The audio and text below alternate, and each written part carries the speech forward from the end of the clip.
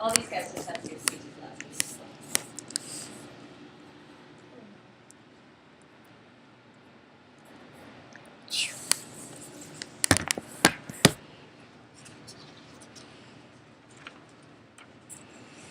Did you know that in inner city schools, 98% of students receive free and reduced lunch?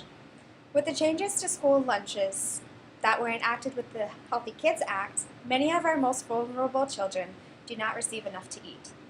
As someone who helped initiate the backpack program in West Branch, Iowa, I have been working on issues related to hunger since my freshman year of high school. The Healthy Kids Act runs counter to the claims of free and reduced lunches. Today I'll be talking about the rise of free and reduced lunches, how schools should provide students additional food, and why school lunches just plain suck. According to the Des Moines Register, in Iowa, 41% of students in public schools qualify for free and reduced lunches. To qualify for free and reduced lunch, you must first fill out an application that's self-declared every year. Some children qualify for these lunches, however, their families do not fill out an application. In small towns, the humiliation that comes with applying is very worrisome. Much like in West Branch, population of 2,326, everyone knows everyone else's business. Michelle Obama led a Healthy Kids initiative trying to increase the good calories in the school lunch program. The result is there are fewer carbs, smaller meat portions, and more fruit and vegetable options.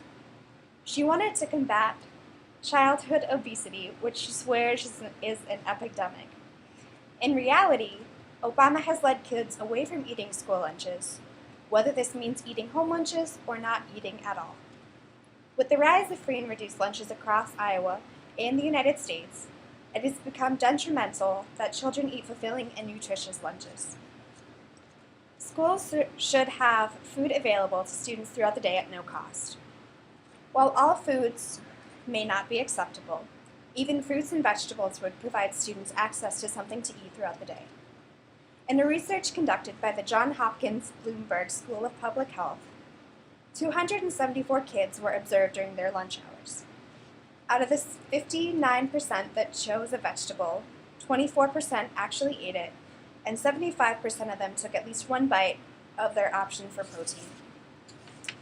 The Healthy Kids Act made the good calories more prominent and took away the bad calories. If schools would provide free vegetables and fruits, it would make up for the calories students aren't intaking.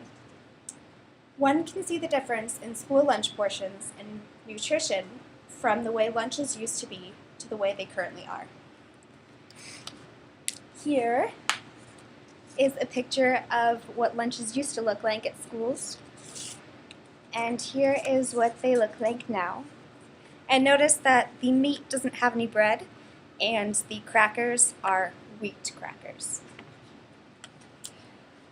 By giving students access to food throughout the day, it prevents students from going through the day without being hungry.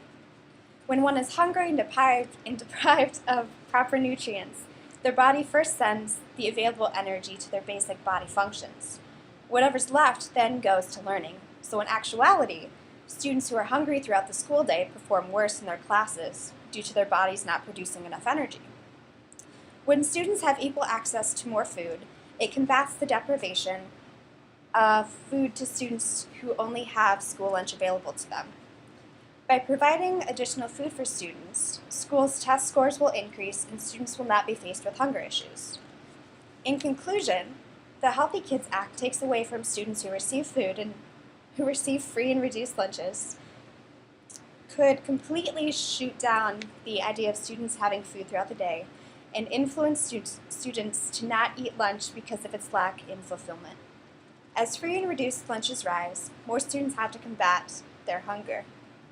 Remember, the next time you eat school lunch, think about how hungry you are afterwards.